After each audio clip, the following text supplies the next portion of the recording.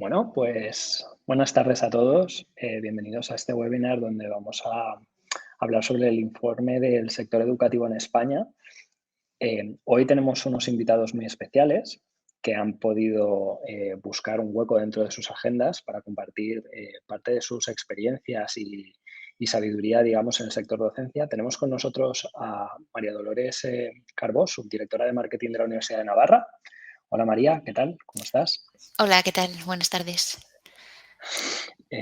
También tenemos a Carlota Estera, co-directora en SA International Business School. Hola, Carlota. Hola, Hugo. ¿Qué tal? Encantada. Igualmente. Y a Rocía Sáenz, directora de promoción, comunicación y marketing de la Uni de Francisco de Vitoria. Hola, Rocío. Hola, ¿qué tal? Encantada, gracias. Antes de arrancar, simplemente quería hacer una muy breve introducción a cuáles son vuestros roles al día de hoy dentro de las universidades para que toda nuestra audiencia pueda estar al tanto de bueno, cuál es vuestra experiencia, ¿no? y cómo contribuís al día a día en las universidades en las que estáis trabajando. Carlota, si nos puedes contar un poquito sobre ti. Sí, mira, yo soy la directora general de SA Business School, escuela privada en Barcelona, y mi rol principal es lo que sería el desarrollo del negocio y la coordinación global de las personas en el equipo directivo de la escuela. Es verdad que, a ver, estoy un poco en muchos ámbitos, pero sí que especificaba, ¿no?, que aunque no es mi tarea principal el marketing de SEI, lo tengo de primera mano, pues porque es uno de los factores más importantes, ¿no? Entonces es por eso que en la globalidad hoy os daré todo lo que sé. En la parte más específica, pues tengo a mi equipo que llevan pues todas esas estrategias al detalle. Mi rol pues es pues coordinar a todos, que el negocio siga adelante, crecer. Estoy como en muchos temas de growth, tanto a nivel negocio como ventas, como alumnos, y manteniendo siempre la calidad y la reputación que nos caracteriza desde que hace 30 años, pues nuestro padre, porque la dirijo con mi hermano, pues fundó la escuela como una escuela pionera y un poco diferente, ¿no? Entonces ahí vamos manteniendo el ranking. Fenomenal, fascinante. Bueno, todo lo que acabas de mencionar es súper importante. Vamos a tocar algunos de estos palos. Así que con mucho interés de ver qué puedes compartir con nosotros. María, ¿nos puedes contar un poquito sobre tu rol y digamos, cuál es tu influencia, ¿no?, dentro de tu día a día? Sí, yo trabajo en la Universidad de Navarra, soy la subdirectora, como os he dicho antes, de marketing de la Universidad de Navarra, que es una universidad privada. Justo este curso cumplimos 70 años de historia y tenemos alrededor de 180.000 antiguos alumnos por todo el mundo. Tenemos 6 campus por todo el mundo, en Estados Unidos, en Alemania, tenemos 3 campus en España, y mi trabajo fundamentalmente radica en dar a conocer la universidad y conseguir a los mejores alumnos para que estudien con nosotros un grado o un programa de posgrado, ya sea un máster, que para nosotros son títulos oficiales, o un programa propio de la universidad. Genial. Y Rocío, cuéntanos, Sí. dentro de tu día a día de comunicación y marketing, Pues ¿cómo bueno, ayudas? yo trabajo en la Universidad de Francisco de Vitoria, una universidad privada también en Madrid, y bueno, dentro de la universidad se encuentra la escuela de posgrado, de la cual soy directora de promoción. Las actividades que aúna el departamento de promoción de posgrado son pues esos roles de admisión, estrategia de marketing y comunicación, tanto interna como externa. La universidad tiene una escuela de posgrado que aúna los másteres y toda la oferta formativa que sale de las facultades, y nosotros nos encargamos pues eso, de la captación, de la venta, de la estrategia de marketing y de intentar captar pues eso, cuantos más alumnos mejor, y por el momento pues va muy bien la escuela de posgrado, vamos creciendo. Tenemos ya 30 programas entre másteres oficiales y títulos propios, más otros programas en colaboración con otras entidades, otras empresas punteras, etcétera. Y bueno, y aquí seguimos desarrollando nuestra actividad y trabajamos para ese objetivo común que bueno, por el que luchamos muchísimas escuelas de posgrado, business school y prácticamente todas las universidades. Así que, nada, encantada de estar aquí. Fenomenal. Muchísimas gracias. Bueno, antes de arrancar con la parte que os corresponde, ¿no? Que la razón por la que estáis aquí, que es que quiero que compartamos con toda nuestra audiencia a efectos de estos aprendizajes, simplemente quiero hacer un par de matices y de reflexiones sobre este informe.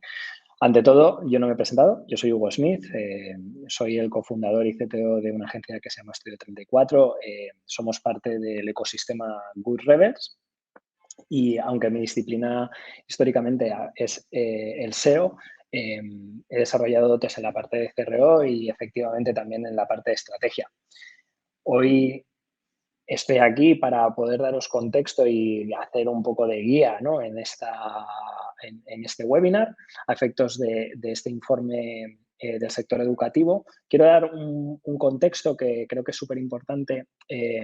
Haré un pequeño repaso de lo que es los rankings a efectos de los diferentes áreas de estudio, así como los grados y posgrados que hoy día en Internet se están buscando más frecuentemente.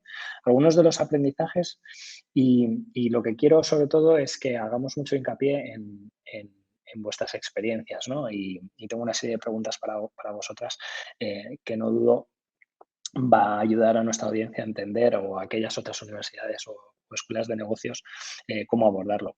El contexto realmente es sencillo. Nosotros lo que vemos es que es un sector que es muy dinámico y que está en constante evolución. Venimos de trabajar ya con una serie de universidades privadas y públicas donde entendemos que crear una experiencia digital que conecte con su comunidad estudiantil es un gran reto. Además, en, digamos, los últimos 12 meses estamos viendo que hay todavía un cambio de paradigma más amplio, ¿no? Con la introducción de nuevas tecnologías, pero realmente hay como 3 puntos clave que es a lo que vengo a debatir con vosotras y a ver qué podemos compartir a efectos de vuestras experiencias, que es cómo es el journey digital, ¿no? Del estudiante. Es decir, cuando yo comentaba antes, cuando yo estudié en la universidad, incluso al día de hoy, cuando se miran másteres o posgrados, hay una filosofía un tanto distinta en cómo se hace esa reflexión, ¿no? Esa búsqueda. Antes miramos rankings de universidades en función del país en el que queríamos estudiar, que en mi caso fue Inglaterra. Yo miré el ranking, encontré las universidades que mejor me encajaban, apliqué, creé mi carta digamos, de recomendación y a partir de ahí me hicieron las entrevistas y entrabas en la universidad, ¿no? A estudiar tu licenciatura o tu grado. Hoy día ha cambiado. Ahora el futuro estudiante se está educando o busca un perfil de información mucho más amplio, más allá de, digamos, un listado de rankings o de universidades que entendemos que son buenas, ¿no? O que nos pueden aportar lo que estamos buscando. Además, hay un tema que es el marketing, ¿no? Y nosotros aquí hablamos de la visibilidad, ¿no? Hablamos de SEO, de una pata muy concreta del marketing digital, pero hay un espectro mucho más amplio, ¿no? Y luego, por último, es la parte de la usabilidad. Siempre hablando en términos de lo que es la página web, ¿no? Que al final no deja de ser el portal que de alguna manera nos da esa visualización de qué es lo que tenemos que ofrecer como universidad o como centro de negocios. Y de una forma muy visual vemos cuál es el flujo, ¿no? Cuáles son los diferentes touch points del estudiante, del usuario al que estamos intentando captar, ¿no? Que estáis todas en esta misma dinámica, que estáis intentando encontrar a este estudiante en su viaje, que al final no deja de ser una red donde diferentes apartados están influyendo o están afectando su proceso de decisión.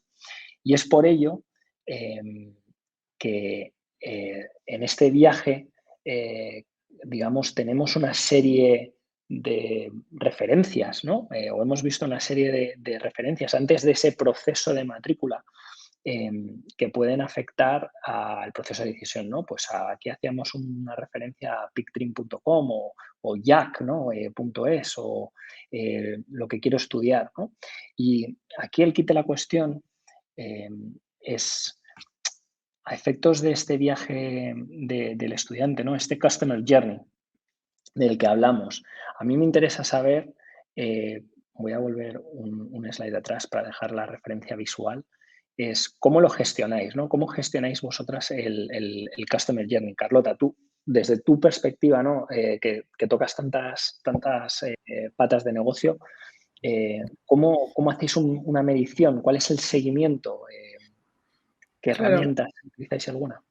A ver, nosotros el tema es que lo vemos desde una perspectiva muy global, que es muy compleja, porque al final el Customer Journey, si lo miras entero, empieza mucho antes, ¿no? de cuando un alumno entra a estudiar en la universidad, es decir, desde pues todo lo que es exacto, que han oído hablar pues de algún otro exalumno que ha estado con nosotros, que han leído un artículo, que han visto un vídeo en YouTube, que han mirado nuestra página web, que han visto algún tipo de estudiante que está comentando, haciendo algún vídeo divertido en TikTok.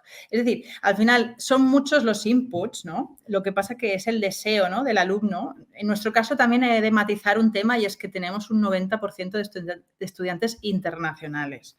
Entonces, no es tanto para nosotros la reclutación del mercado español, sino del mercado global, ¿no? Entonces, ahí se complejiza todavía más porque entra la parte cultural de cada pues, país, Barcelona como destino, que es donde estamos ubicados, etcétera. Entonces, lo que vengo a resumir es que es mucho antes, luego una vez entran también, ahí se hace mucho marketing del alumno actual y el trato personalizado que al menos nosotros tenemos con ellos, y todos esos testimoniales, vídeos, experiencias profesionales, académicas y sociales, para luego establecer unos estudios, para después acabar unos estudios, que también es parte del Customer Journey, porque acaban y se convierten en, llámale alumni, que estos alumnis, pues bueno, trabajan, se dedican a lo que hacen, etcétera, pero luego pueden llegar a volver. Es decir, como profesores, como guest speakers, como estudiantes de máster, ¿no? Porque también hacemos grado, luego máster, MBAs, cursos cortos. Entonces, bueno, mi resumen es que hemos de considerar toda la vida, ¿no?, de una persona en el Customer Journey universitario. Sí, Entonces, claro. esto es a ir más al detalle y a lo mejor si nos basamos sobre todo, entiendo que hoy, en la reclutación, aunque esto, bueno, sería como especificarlo, si es en la primera stage, ¿no?, de reclutación, sí, llámale alumno nuevo que no ha entrado en el sistema ni en este super Customer Journey, nosotros pues esto, trabajamos muchísimo o intentamos el SEO, ¿no?, el posicionamiento, y el SEM, las dos cosas a la vez. Dentro de esto, pues sí, estamos ahora con mucha relevancia de lo que serían los datos, ¿no?, y analizar datos para ser cada vez y ofrecer un marketing más personalizado. Y lo que decía antes, es decir, es a nivel, en nuestro caso tenemos una estrategia global de marketing que puede ser un poco generalista, y otra más específica pues a los mercados principales con los que trabajamos. O sea, Carlota, en este sentido es como más generación de marca, ¿no? Y luego está la parte, digamos, más de captación, ¿no? De más hilar fino, ¿no? Intentando vender los programas específicos. Si entramos dentro de la primera fase del Customer Journey, sí, pues también hay otro Customer Journey, lo que vengo a intentar resumir, ¿no? Sí. Dentro del Customer Journey de la primera fase, o Stage Zero, ¿no?, es la cero, es el periodo cero, pues sí, por supuesto. A ver, es que es desde... Hay tanto, ¿no? Pero es Claro.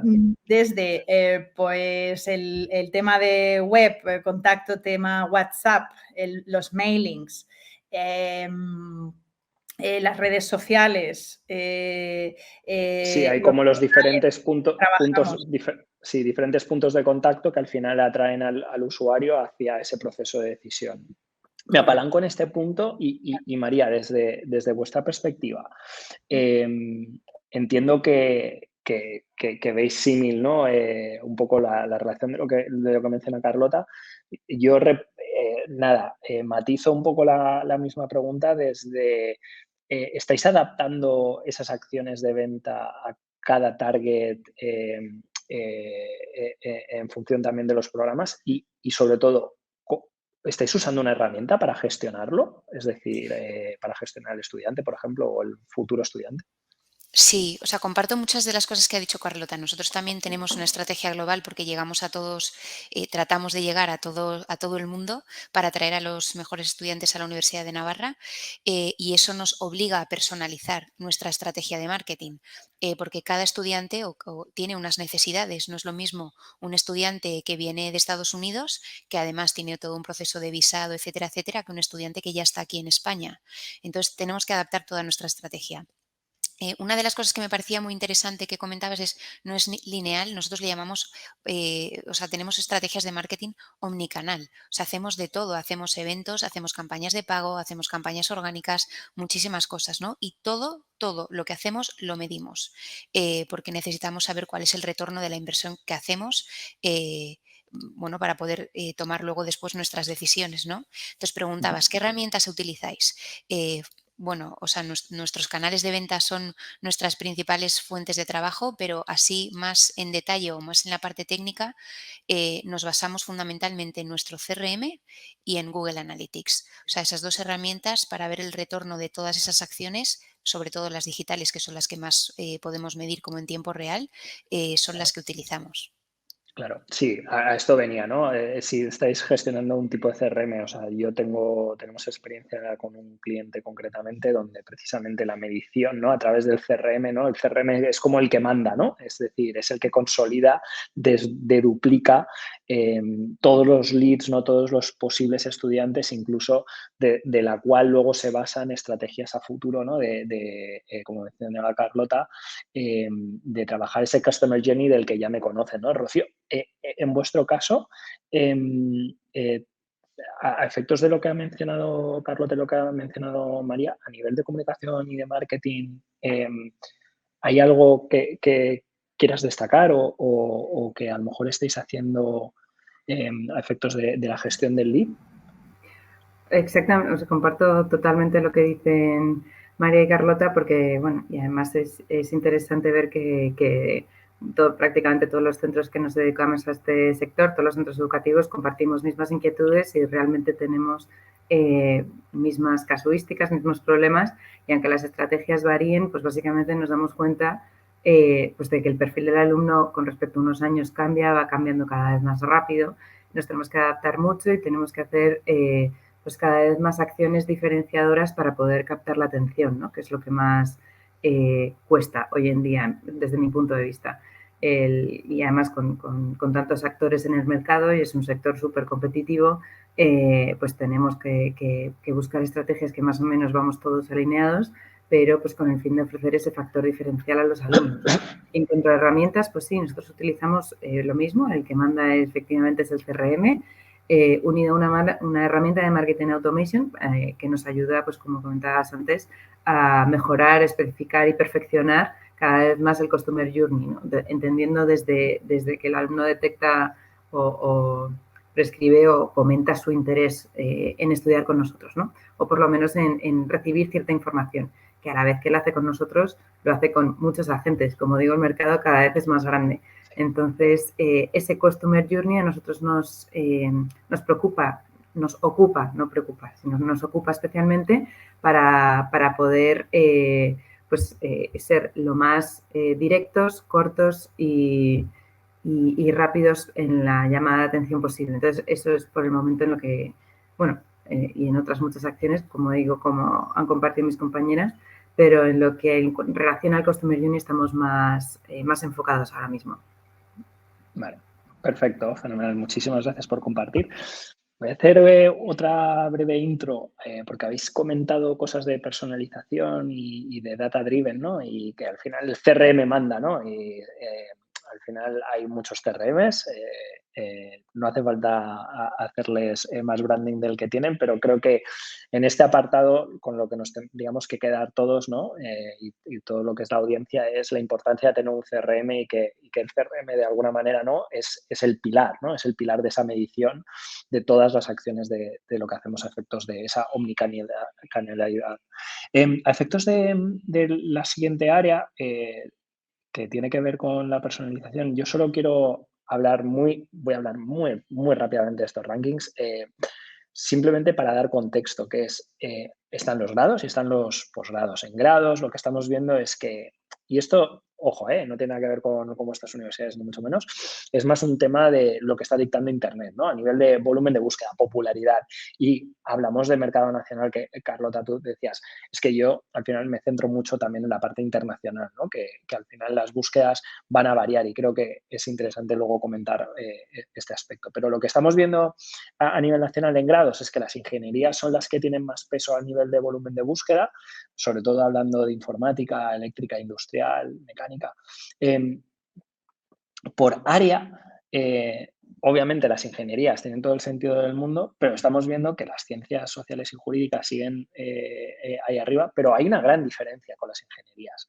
Y yo creo que esto seguramente está también afectando, ¿no?, a los mensajes y a cómo estáis promocionando vuestros programas en función de si cubrís o no este área. Los másters, que es, digamos, donde yo, por suerte o por desgracia, tengo más experiencia, porque es justo en las áreas que he trabajado. Es verdad que administración y dirección de empresas sigue estando como líder. A mí una cosa que me sorprendió de este informe fue que sí, la psicología general, ¿no?, que fue algo que durante mucho tiempo siempre estuvo de moda, sigue ahí, además en un máster. Y luego hablábamos de mi disciplina, ¿no?, que es el marketing digital, que estuviera cuarto, y Big Data, que es ingeniería de datos, que venimos tiempo hablando, que ha habido como run, ¿no?, los últimos 5 o 10 años, que se ha hablado mucho, que se ha puesto mucho énfasis en lo que son los datos, que todavía esté como por detrás, ¿no?, de lo que puede ser la psicología general. A mí me sorprendió, a efectos de más numéricos, ¿no?, de las búsquedas en Internet. Y otra vez, en efectos de áreas, pues vemos que efectivamente lo que son ciencias sociales y jurídicas en conjunto global tenían más tráfico.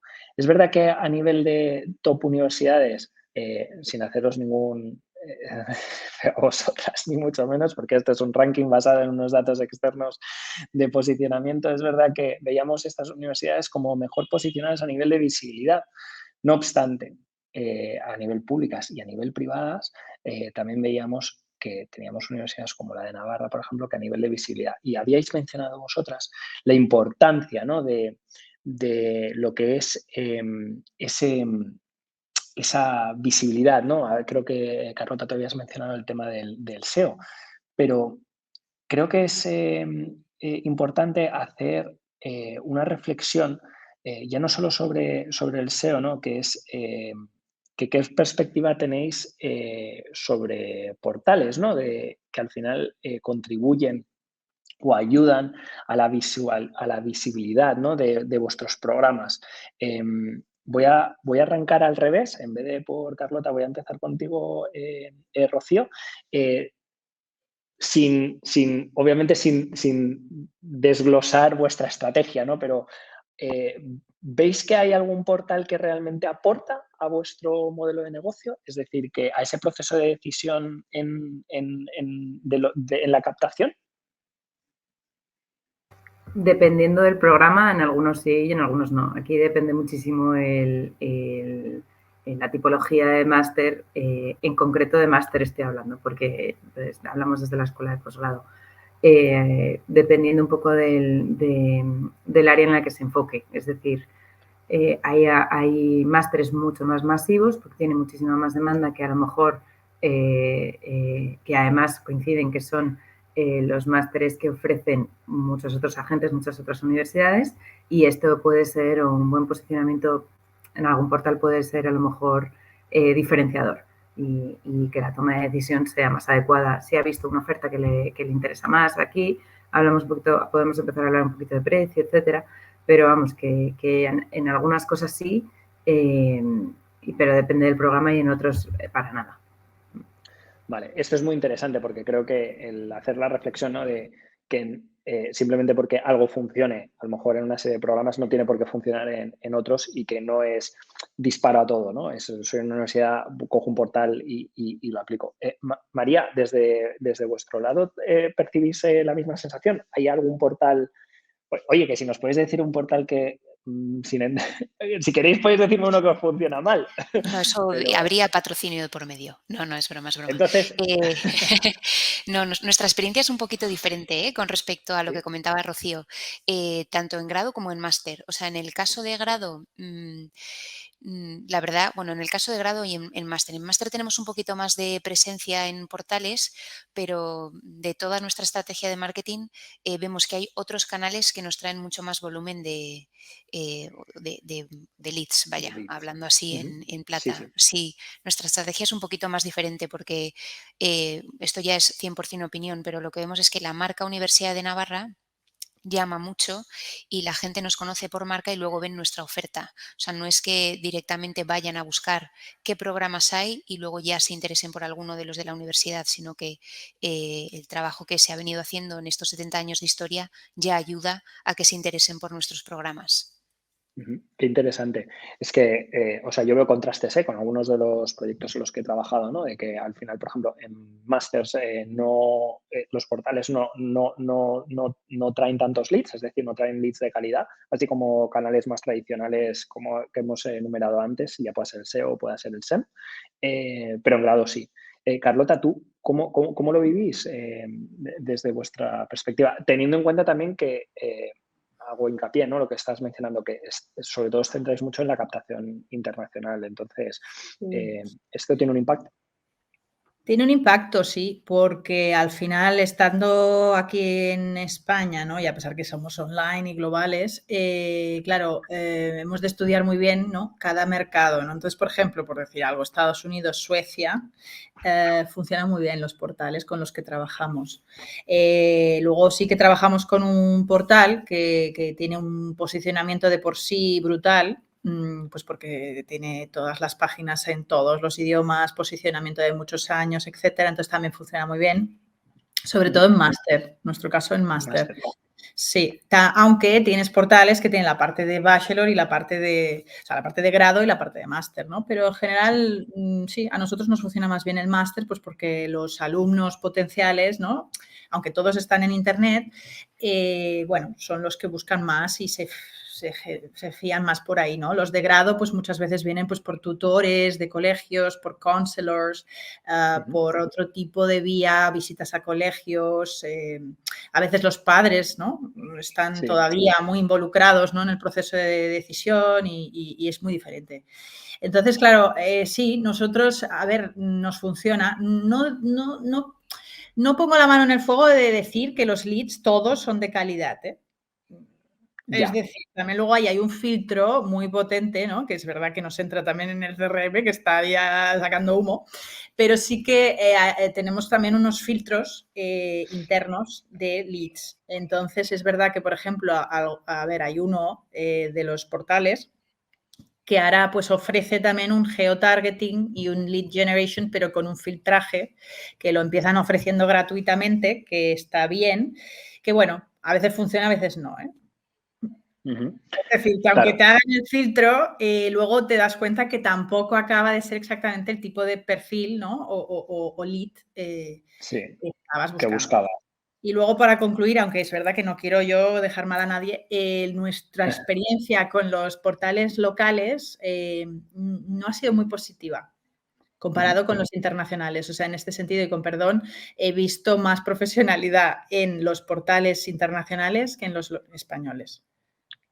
Bueno, no es una cuestión de dejar a nadie mal, también es feedback constructivo, es decir, que a lo mejor hay un punto de mejora que han de contemplar. Creo que es muy interesante esto que habías mencionado, lo de los portales en Estados Unidos, donde puede haber tantísima oferta académica, ¿no? Que funcione también, es un súper buen tip.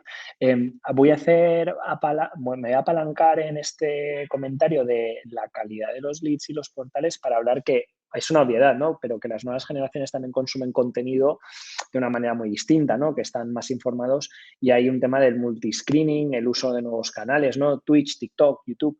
¿Qué visión tenéis del uso de estas nuevas redes sociales en la captación de los nuevos estudiantes? Y a lo mejor voy a hablar a lo mejor más extremo.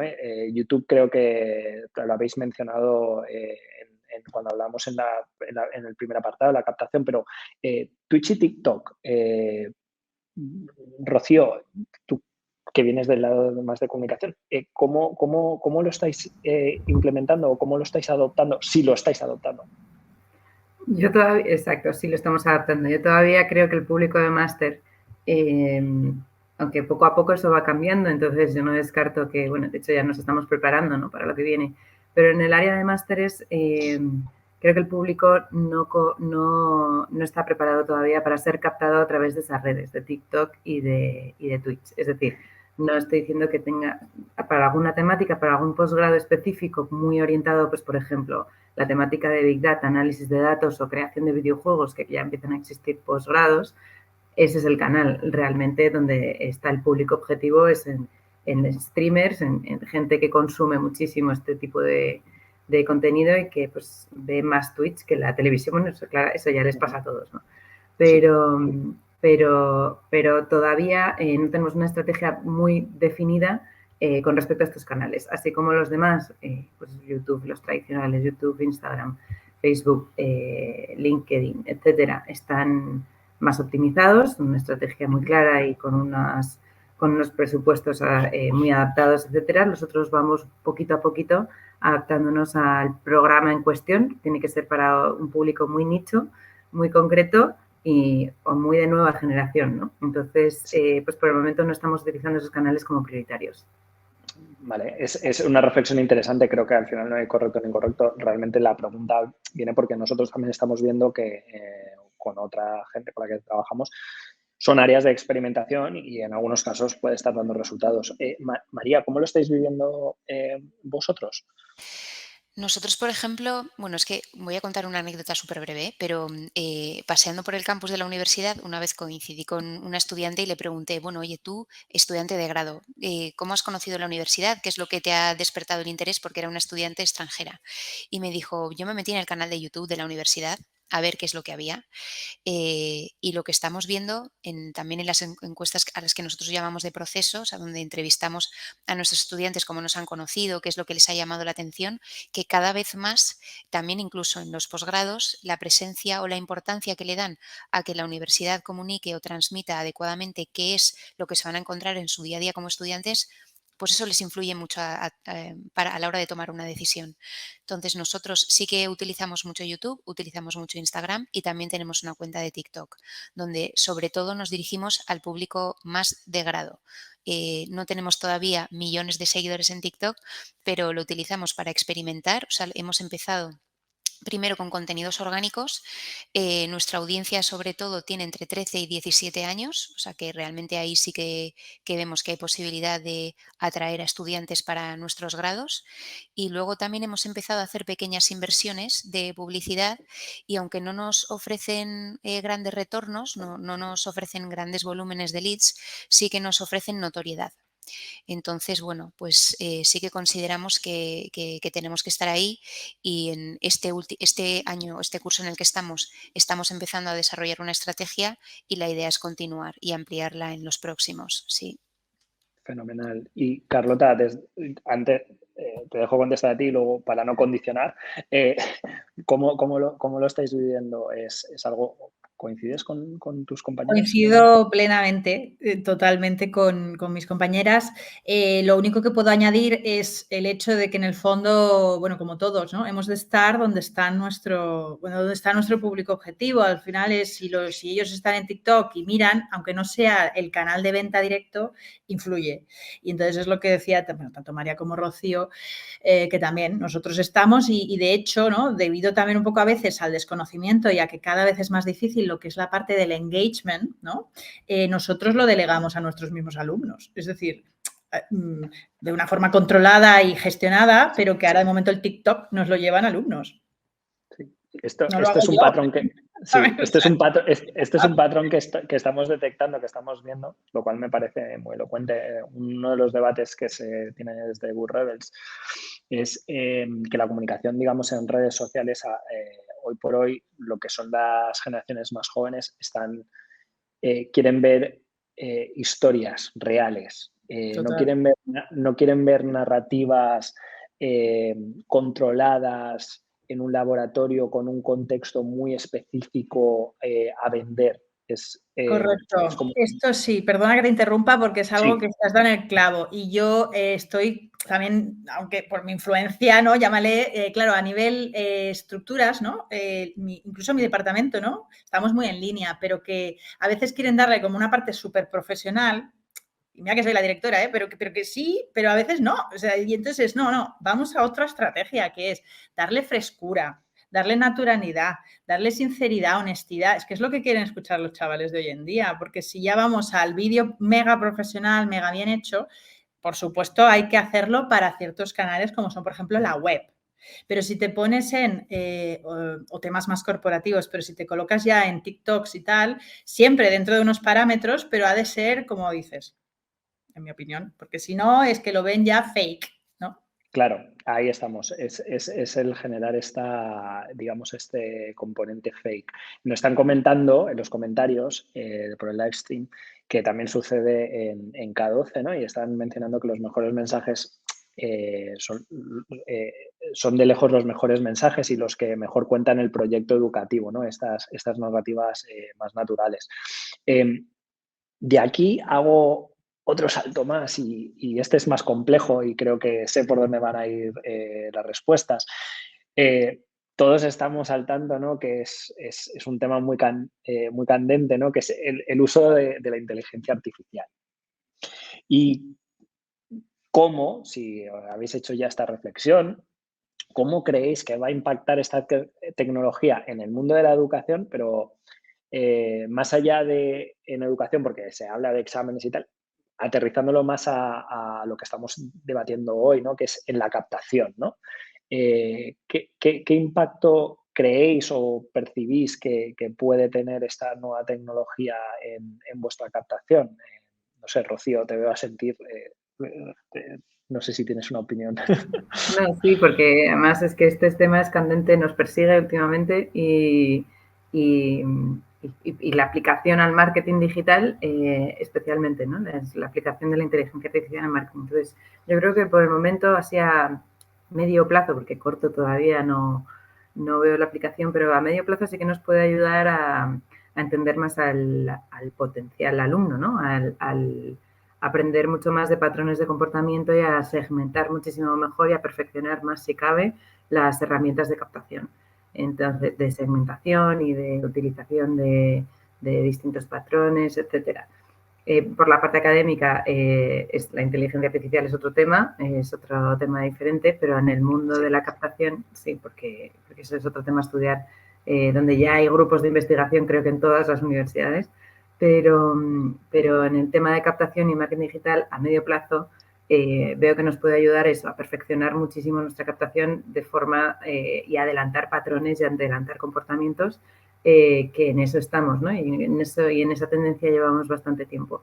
Pero luego a largo plazo es que no me lo puedo imaginar, porque yo creo que es que conocemos solo la punta del iceberg de lo que va a venir. Entonces, todo lo que diga ahora, mañana va a estar desactualizado. Así que pues prefiero que realmente quedarme con la idea de que eso que nos ayudará, pero que nos queda muchísimo por aprender todavía. Sí, creo que estamos todavía en la infancia, ¿no? Estamos dando pasitos, lo que pasa es que nos están viniendo, digamos, un sobreestímulo, ¿no? de información y de lo que se puede llegar a hacer.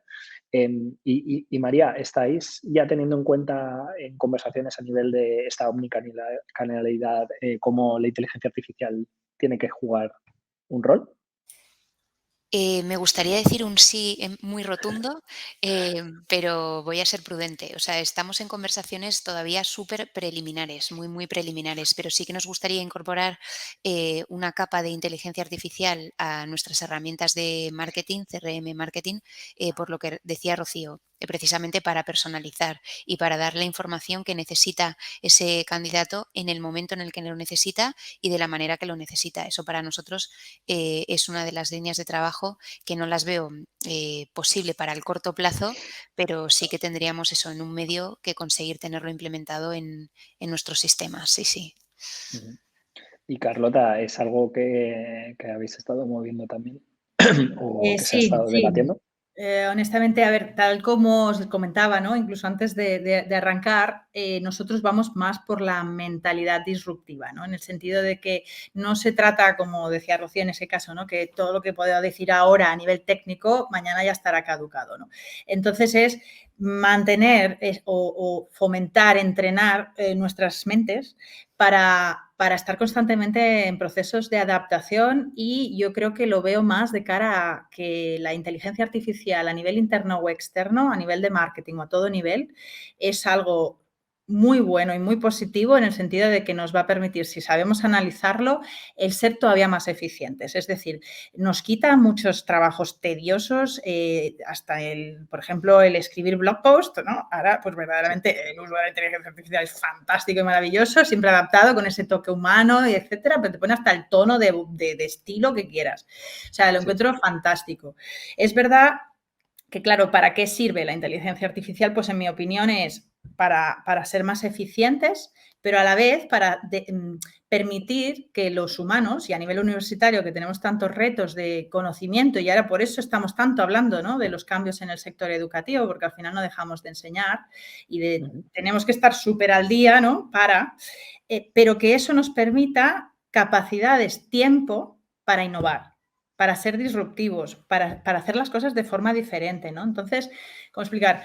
Creo que es una revolución, hay que tomarla como algo muy positivo. Por supuesto, hay un montón de retos que hay que vigilar y hemos de llevar la parte de tecnología, de innovación, etcétera, en paralelo a la parte ética y de límites y de que no hayan desajustes ni discriminaciones, que es lo que pues, puede generar la inteligencia artificial.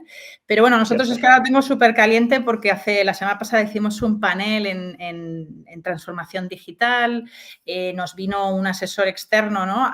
También a hablarnos, ¿no? de lo que sería esto que os comento de la mentalidad disruptiva y bueno, a ver, nosotros ahora estamos en ese proceso, es decir, un comentario a todos mis empleados ha sido, vale, mira todo lo que haces cada día, mira cuánto tiempo inviertes en todo y ponle porcentajes. ¿Qué de esto puede ser automatizado con la inteligencia artificial? Deja espacio que vamos a por una ola gigante de innovación. Entonces, bueno, si lo tomamos así, yo creo que es algo fantástico. Claro, creo que es interesante, ¿no? La reflexión que hacéis las tres, ¿no? Que al margen de que puede quedar obsoleto lo que digamos al día de hoy, al final un poco, ¿no? Para la síntesis de lo que estamos dictando, que es un poco lo mismo, ¿no? Que creemos dentro de Good Rebels, es que la inteligencia artificial está aquí para ayudarnos a ser mejores en lo que hacemos, ¿no? Es un poco como cuando aterrizó el ordenador, ¿no? Pues al final era una manera de hacer cosas que veníamos haciendo en papel o que veníamos haciendo de una manera mucho más tradicional, de una manera mucho más ágil. Entonces, creo que tanto en la personalización como en el análisis de datos, como en la creación de, digamos, tareas más cotidianas y mundanas, ¿no? O incluso que consumían más tiempo, creo que va a ser un proceso muy interesante. Para el siguiente Perdón, bloque... Hugo. Sí, Yo, simplemente por puntualizar, es que a mí una de las cosas que más relevante me parece no solamente es la automatización de procesos, sino que creo que el hecho de que puedas tener esos datos de esa persona nos va a permitir desde el punto de vista de marketing acercarnos mejor al cliente. O sea, creo que eso es lo más relevante también, ¿no? El aportar un valor al sí, cliente, ya no solamente quitarnos tareas total. las que no aportamos. Totalmente, eso es lo que hacía yo reflexión como la personalización y, digamos, análisis de audiencia, es decir, algo que antes intrínsecamente nos lleva mucho esfuerzo y recursos, ¿no? El llegar a entender, creo que ha sido parte del error, ¿no? En lo que es el marketing de cuando nos hemos encontrado aquellas publicidades que te seguían persiguiendo y dices, ¿pero por qué? Si no quiero ver esto. Y esto en parte es... Hay dos paradigmas. Uno es la pérdida de datos por el tema de las cookies, pero luego también hay una parte porque creo que no se ha trabajado tan a fondo esa parte de personalización, y creo que la personalización y como departamentos de marketing agilizamos y mejoramos en ese análisis, la inteligencia artificial creo que va a ser instrumental, ¿no? en ese análisis y esa mejora. O sea, totalmente de acuerdo, María, gracias por puntualizar. Para acabar, soy consciente del tiempo, sí que había un área que quería tocar, que es la parte de la evaluación heurística, ¿no? Que es una evaluación que hicimos, bueno, que se han hecho en función de diferentes universidades que forman parte de este informe, que seguían, digamos, por heurísticos porque son reglas, ¿no? Reglas generales, no directrices de usabilidad específicas, la cual se rigen por 10 principios muy concretos, de los cuales son estos, ¿no? Que es la visibilidad del estado del sistema, la coincidencia entre el mundo real y el sistema, el control y libertad del usuario. A lo que viene a decir es que a través de esta evaluación creamos un ranking de las diferentes webs que habíamos percibido, ¿no? Que podían llegar a tener mayor o menor puntuación. Pero más allá de las que aparecen aquí, ¿no? Y la razón por la que estáis vosotras en esta ponencia, en este webinar, es porque quiero compartir no una problemática, pero realmente una reflexión, que es a efectos de usabilidad, ¿no? y de contenido, la realidad, que justo lo habíamos comentado muy brevemente antes, es así como en un comercio electrónico hablamos de que hay unas reglas, ¿no? Es decir, tiene una estructura, una web tiene una estructura, tiene, digamos, es casi intuitivo porque el usuario ya está acostumbrado, es decir, el usuario ya sabe qué debe esperar. Yo navego a una home, voy a mi menú, voy a mis categorías, subcategorías, voy a mi producto, lo añado a carrito, sé que a lo mejor tengo que crear la cuenta. Ya es un proceso que tenemos muy interiorizado, pero claro, en vuestro sector no es el caso. Es decir, cada universidad, dentro de que el concepto es, yo tengo una serie de programas que se atienen a un tipo de usuario u otro, ¿vale? Ya puede ser grado, puede ser posgrado, y obviamente cubren un área concreta. Sí que es verdad que no se ha creado, digamos, una base estricta o a seguir, ¿no? Entonces, ¿cómo afrontáis el reto, ¿no? De cubrir estas necesidades de usabilidad y estos requerimientos a nivel de comunicar contenidos que además están acotados también porque hay legislación? Es decir, no podéis decir, no es jauja, no podéis decir lo que queráis. Carlota, ¿os afecta a nivel de, o sea, cómo habéis decidido estructurar vuestra web y qué información se plantea a nivel de programa? A ver, siendo honesta, quizás es uno de los mayores retos que nosotros, al menos nosotros, tenemos ahora, que es la usabilidad y la retención en la web. Pues por lo que decías, nosotros, a ver, hace poco hemos cambiado la web, hemos lanzado una web nueva y es verdad que antes de lanzarla pues tuvimos en cuenta muchos stakeholders, ¿no? Es decir, profesores, alumnos, equipos, o sea, no es que la hiciésemos porque a mí me gustaba, sino pues tuvimos en cuenta al usuario final, ¿no? Y esto ayudó, pero bueno, siempre hay cosas. Entonces, a ver, si la pregunta es, perdona. Bueno, la pregunta es, en el proceso de decisión de usabilidad, ¿no? Es ¿a qué le queréis? O sea, has dicho stakeholders, entonces, ¿cuál es el orden prioritario de los stakeholders? Porque yo me he encontrado universidades donde me dicen los stakeholders más importantes es el claustro, por ejemplo.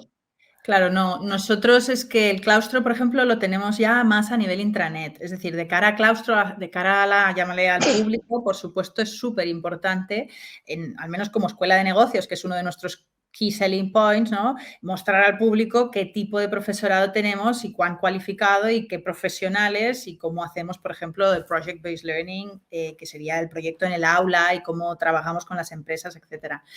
Pero no, nuestro gran stakeholder, pues diría que son pues, nuestros mismos alumnos y cómo los alumnos usan la web a la hora de encontrar pues, el cómo aplicar o el cómo pedir información, o si entran directamente en el WhatsApp, o si entran por un sitio y dónde se retienen, y cuánto rato están y en qué. Entonces, eso es lo que, pues a mis ojos es el gran reto, ¿no? De decir, si cuanto mejor estudies tu usabilidad, pues también más podrás conseguir retenerlos o tenerlos como más cerca de, llámale, la futura entrevista, la futura llamada telefónica, la futura conversión.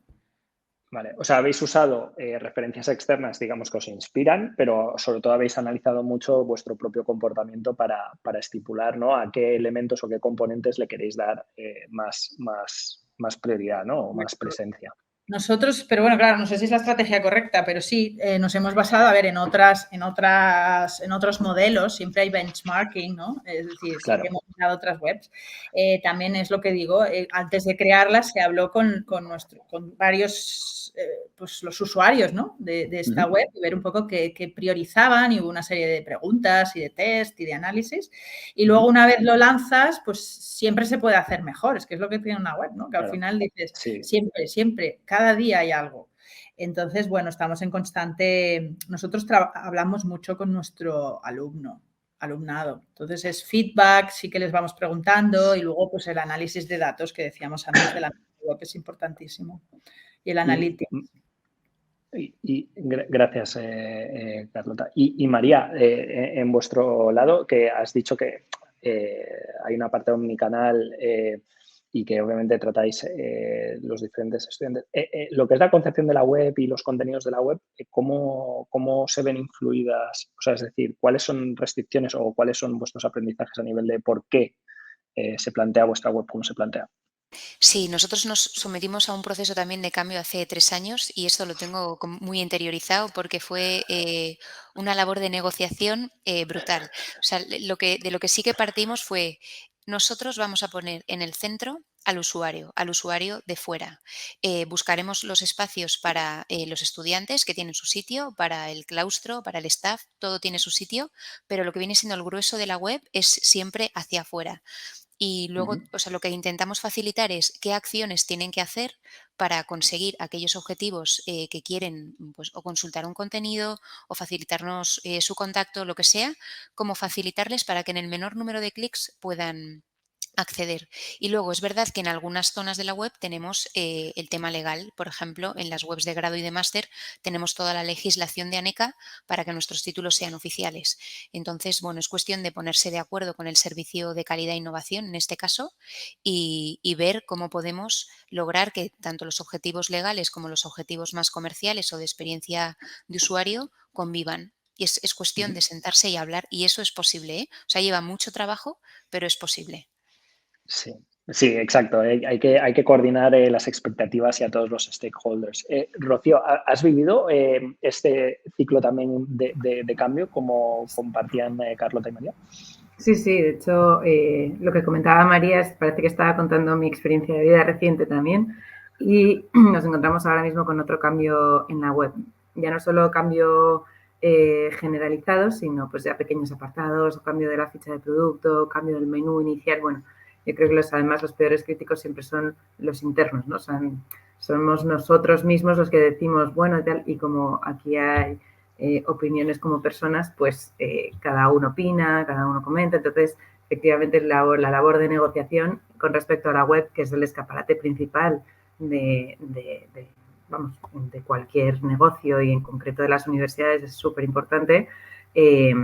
Pues nosotros también buscamos reflejar, y en concreto en la escuela de posgrado, buscamos orientarla hacia una web más comercial. Tiene que cumplir con todos los requisitos legales, tiene que responder a todo a la calidad de cada programa, sobre todo los oficiales. Entonces, hay muchos apartados exigidos que no son realmente comerciales, porque a muchos alumnos esa información no es determinante para su toma de decisión, pero bueno, pues tomamos como base, pues eso, ciertos tips y ciertas tendencias que sí que vamos detectando. Pues reducir el número de clics, que eso es muy importante para llegar a la información que quieras, reducir el texto, darle más vídeo, tener más imágenes más dinámicas, ir rotando, intentar hacer test A/B en función de quién va viniendo. Entonces, pues los típicos ejemplos de manual, eso ya los tenemos hechos, y luego ya la estructura, el diseño, qué información aparece antes, que después, cuánto scroll, cuánto menos tal, etcétera. Eso es cuestión de negociación, y efectivamente, claro, internamente también lo hemos vivido. O sea, que igual. Y es posible, totalmente, como dice María, es igual, es posible. Sí, ¿no? Bueno, claro, nosotros desde el área, digamos, de aprendizaje, ¿no? O donde creemos que que al final hay una parte que es importante, ¿no? Que es no generar frustración, ¿no? Lo que mencionabais, ¿no? La parte de reducir los clics, ¿no? O esa fatiga visual, ¿no? Es crítica, ¿no? En esa parte de usabilidad, ¿no? Que tenéis que tener en cuenta.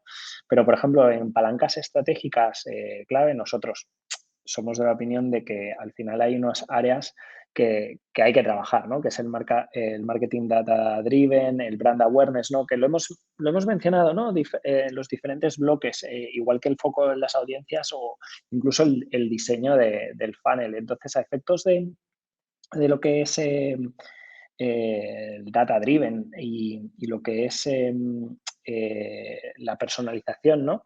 O relacionado con el conocimiento del journey y las conclusiones que hemos ido hablando a efectos de los otros bloques, como la tecnología cada vez nos ayuda a tener más conocimiento, ¿no? A efectos de estas audiencias o lo que habías mencionado antes tú que habías mencionado tú, María, a efectos del CRM, de Google Analytics, ¿no? Que puede haber otros componentes, que puede ser Adobe o BigQuery. ¿Qué relevancia tiene, o sea, qué importancia tiene las herramientas y si no es indiscreción que chivéis cuál a lo mejor estáis utilizando o habéis valorado para esta personalización dentro de vuestra estrategia, así como un tip en lo que es el marketing a través de data de vuestros usuarios? Pues abro yo si queréis. En nuestro caso, nosotros utilizamos el CRM de Salesforce, Salesforce Educación, y tiene una capa de personalización basada en esos datos de CRM. Entonces, nuestra idea es ampliar, pues bueno, es una serie de módulos para lograr esa personalización. Pero utilizamos lo que he dicho antes. Nuestro CRM es nuestra base, Google Analytics también, y luego el resto de herramientas que son digitales que también proporcionan datos de analítica, como puede ser las herramientas de Meta, LinkedIn, todas, también las trabajamos y medimos todo lo que hacemos, todo. Fenomenal, muchas gracias por compartir eso, María. Y Rocío, ¿en vuestra experiencia tenéis una capa similar?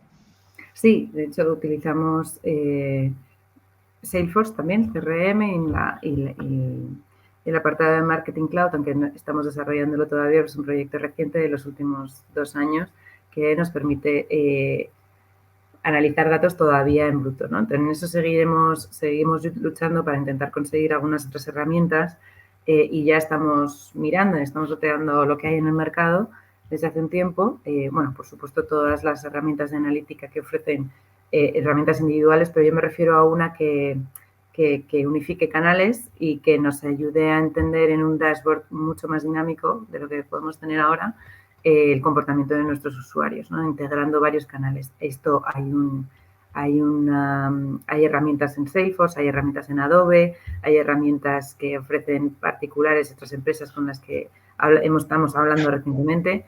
No nos hemos decantado por ninguna todavía, pero en ello trabajamos. Esto sería un paso más a la analítica que ya llevamos optimizando desde hace muchos años, claro, que es marketing, Google, etcétera, para Google, Meta, LinkedIn, bueno, todos los que nos permitan analizar datos, ¿no? Y los integramos en nuestro CRM, combinamos Power BI, etcétera, pero nosotros buscamos una herramienta que nos ayude a entender que en eso también nos va a ayudar muchísimo la inteligencia artificial, ya hilando un poco con el tema, pero que nos va a permitir tener un dashboard único en el que entender el comportamiento de nuestros usuarios en distintos canales, ¿no? Por la omnicanalidad que utilizamos. Claro, aquí es donde ya estamos hablando a lo mejor de CDPs, ¿no? Estamos pasando, exacto, digamos, del CRM, estamos ya hablando de digamos, interacciones de audiencias, patrones, exacto, y a partir de ahí poder, digamos, gestionar o por lo menos abordar, ¿no?, las necesidades de los usuarios. Y Carlota, en vuestro lado, ¿hay algo que sea distinto a lo que han mencionado a lo mejor María o Rocío? A ver, yo lo único es verdad que, claro, ambas estáis en universidades enormes, ¿no? Nosotros somos más pequeñitos, es decir, tenemos menos datos, menos alumnos, pues por cómo somos, ¿no? Ya decía que somos más boutique, school, etcétera. Entonces, claro, hay CRMs que que sería el pepino, ¿no? Entonces Sí. nosotros lo que tenemos es uno que está muy bien, pero claro, no es ni tan costoso ni tan así. Pero estamos, bueno, Salesforce lo usa muchísima gente, sé que funciona muy bien, lo que pasa, claro, es para empresas, universidades más grandes, ¿no? Entonces nosotros usamos Zoho. Zoho, es verdad que no estamos mal, hay cosas que son un reto, porque claro, has de sobre todo entrenar a tu equipo, porque cualquier cambio influye en todo, a la hora de sacar datos, etcétera. Pero sí que, a ver, estamos bien. Lo único que a nivel educativo sí que se integra cada vez más, pero yo todavía echo de menos, y mira que vamos a forums y a summits y a cosas, pero yo no he encontrado todavía, que creo que es una oportunidad de negocio, la plataforma ideal para integrarlo todo a nivel universitario. Es que no hay. O sea, es como algo que lo que hablaba yo al principio del Customer Journey ese tan gigante del 0 al 1000, eso no existe. O si existe, a lo mejor, o sea, no sé, decídmelo, porque verdaderamente eso sería ideal. No sé si me explico. Existe, pero está en desarrollo todavía, lo que comentaba antes. No hay nadie que responda ahora mismo a esas necesidades que tenemos todos realmente, porque es que les atacamos desde muchos frentes, ¿no? Todavía no, o sea, existen, pero yo creo que todavía están en desarrollo, que les queda... Eso, pues sería ideal tener algo, una plataforma en la cual pues podamos hacer todo el proceso del Customer Journey entero en un solo sitio. Con esta conclusión, Carlota, me quedo con tu idea de modelo de negocio. Creo que hemos encontrado ahí un vacío. Soy consciente del tiempo. Estaba intentando ver si están planteando preguntas desde el stream. Realmente este era el último bloque que para mí era importante compartir. Os he robado una hora de vuestra jornada intensa. Agradezco muchísimo todos los inputs, todo lo que habéis compartido. Espero que nuestra audiencia haya disfrutado y haya aprendido y haya podido sacar también conclusiones que creo que nos van a permitir, en este sector abordar las diferentes oportunidades que existen, que no son pocas. Y realmente, al final, simplemente para concluir, yo creo que más allá del estudio, más allá de lo que hemos compartido, aquí realmente tenemos que capitalizar, ¿no?, los diferentes canales que tenemos a nuestra disposición. Creo que es muy importante, y lo habéis destacado muy bien y lo habéis reflejado en vuestras experiencias, es cómo hay que abordar diferentes áreas del funnel, o si estamos hablando de diferentes tipos de usuario, que a lo mejor hay áreas que van a funcionar mejor que otras, como pueden ser, por ejemplo, los portales. Y que al final la medición y una cultura orientada al dato es realmente a donde tenemos que ir todos, sobre todo en vuestro sector. Que obviamente hay un vacío tecnológico que a lo mejor no todas las herramientas nos lo están, o no las herramientas que tenemos a nuestra disposición nos está dando, digamos, esa solución, esa viabilidad a nivel de la medición absoluta y la personalización. Pero bueno, que hay trabajo por hacer y que evidentemente tenemos que tener en cuenta las nuevas redes y digamos toda la información adicional que hay a efectos de inteligencia artificial que nos pueda aportar o sumar, ¿no?, a lo que hacía hincapié María, que creo que es entender mejor a nuestra audiencia y personalizar mejor. Muchísimas gracias a las tres y hasta la próxima. Muchísimas gracias a ti, un placer. Igualmente. Muchas gracias.